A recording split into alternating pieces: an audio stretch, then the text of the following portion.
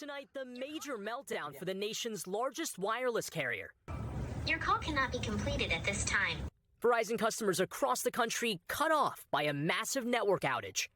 The trouble began around noon Eastern time with the outage tracking website downdetector.com listing New York, Philadelphia, Houston, Atlanta, and Miami as among the places with the most reported issues. Emergency management teams in multiple cities warning that people may not be able to call 911. If you have access to a landline, use that. And if that isn't possible, go to a police precinct or go to a firehouse. Verizon customers taking to social media expressing outrage that they couldn't contact loved ones. Baby, this is unacceptable. Or stay connected for work. Verizon counter days because I literally had to stop at Starbucks. Verizon telling NBC News that their team was on the ground actively working to fix the issue, adding that we know this is a huge inconvenience. The company did not provide a reason for the outage.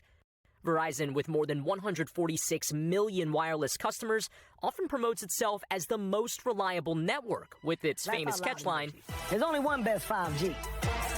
You hear me now?" But tonight, the advice from officials for when you can't.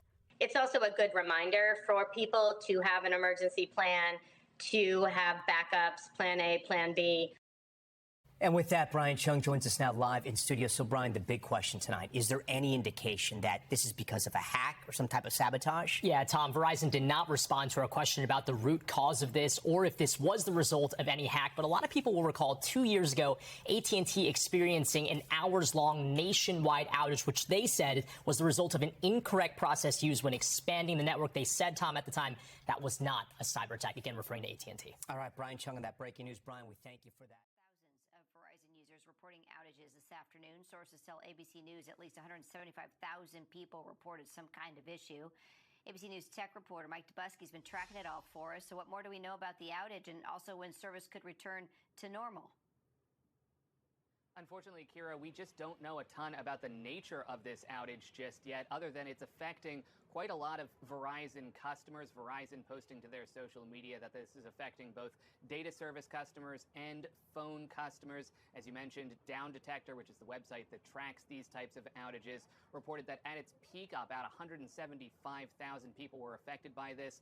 But looking right now, it does seem like that number is beginning to dip.